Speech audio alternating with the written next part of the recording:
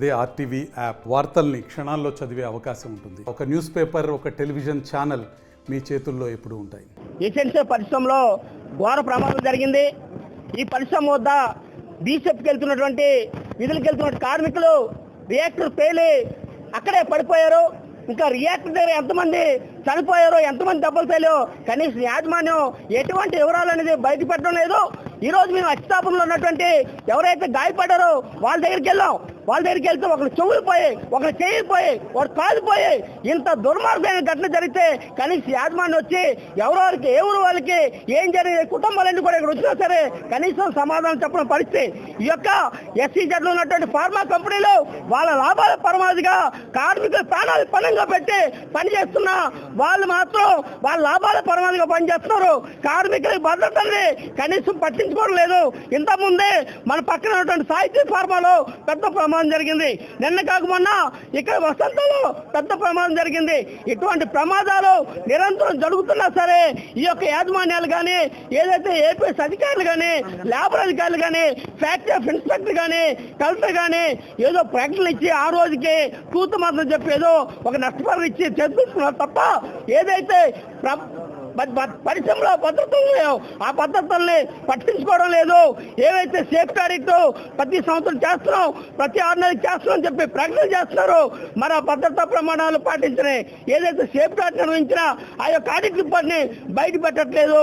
ఎవరైతే ఆడిట్ అనేది చేసిన తర్వాత భద్రతా ప్రమాణాలు పాటించలేదు వాళ్ళ మీద యాక్షన్ తీసుకోవడం వల్లే ఇలాంటి ప్రమాదాలు తరచూ జరుగుతున్నాయి. ఇప్పటికైనా యాజమాన్యాలు, ప్రభుత్వం వెంటనే స్పందించి ఇలాంటి ప్రమాదాలు జరిగిన యాజమాన్యం పైన శిక్షలు వేయాలి.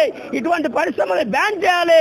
అప్పుడే ఈ ప్రాంతంలో ఉన్నటువంటి భూములు కోల్పోయినటువంటి నిర్వాసితులు ఎక్కువ మంది ఈ పక్కనే ఉన్నారు. పక్కన లాలంకోడలు కానీ, ఎస్టేట్ కాలనీ కానీ, పూడుమలకు కానీ బిక్కుమంటే బతున్నారు. ఈ వాసనలు తట్టుకోలేక ఎట్టెళ్ళిపోవడం లేని పరిస్థితి. ఈరోజు లాలంకోడ మొత్తం ఊరంతా ఖాళీ అయిపోయింది. రాబోయే కాలం ఎస్టేట్ కాలనీ కూడా పూర్తిగా పాడైపోయి పడుతుంది. కాబట్టి యాజమాన్యం ఇటువంటి చర్యలు పునరావృతం కాకుండా యాజమాన్యం ప్రభుత్వాన్ని చర్యలు తీసుకొని ఏదైతే ఘటన జరిగిందో వాళ్ళ మీద ఎన్ని యాక్షన్ తీసుకోవాలని చెప్పి మీ సిఐటిగా డిమాండ్ చేస్తున్నాం. మేము ఈ సందర్భంగా ఈ రాష్ట్ర ప్రభుత్వాన్ని డిమాండ్ చేస్తున్నాం. సమగ్రమైన విచారణ చేయండి. ఈ ప్రమాదం మీద సమగ్రమైన విచారణ చేయండి. గాయపడ్డ వాళ్ళు ఎంతమంది, ఇప్పుడున్న ప్రాథమికమైన చనిపోయిందని, కార్మికులు తీవ్ర గాయాలతో 18 మంది తీవ్ర గాయాలతో ఉన్నారు. ఒక కార్మికురాలు చనిపోయిందని, మరొక 20 మంది కార్మికుల వరకు స్వల్ప గాయాలకు గురయ్యారనే సమాచారం ఇప్పటికే వచ్చింది. భద్రత ఆడిట్ నిర్వహించడం లేదు. ఈ పరిశ్రమల్లో కూతవేట దూరంలో ఉన్నటువంటి గ్రామాలు ఉక్కిరిబిక్కిరి అవుతున్నాయి. ఈ కాలుష్య కోరల్లో అల్లాడుతున్నారు. ఆ గ్రామాల్లో ఉన్నటువంటి ప్రజలు అరిచేతిలో ప్రాణాలు పెట్టుకొని బిక్కుమంటున్నారు. మరోవైపు ఇందులో పనిచేస్తున్న కార్మికులు అరిచేతిలో ప్రాణాలు పెట్టుకొని విధులు నిర్వహిస్తున్నారు. భద్రతా ఆడిట్ ఎందుకు నిర్వహించడం లేదు? డెవలప్మెంట్ కమిషనర్ పూర్తిగా యాజమాన్యాలకు అడుగులకు మడుగులెత్తుతున్నారు. పరిశ్రమల అభివృద్ధి తప్ప కార్మికుల యొక్క రక్షణ, భద్రత, సంక్షేమం పూర్తిగా యాజమాన్యాలు గాలికి వదిలేస్తున్నా ఎందుకు ప్రభుత్వాలు మొద్దు నిద్రలో ఉన్నాయి?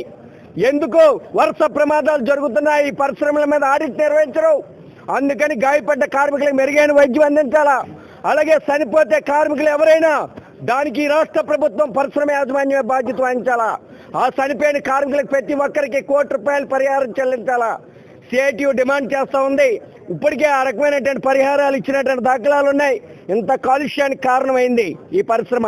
ఇప్పటికే ఇంకా కాలుష్యం వెదజల్లబడుతూ ఉంది.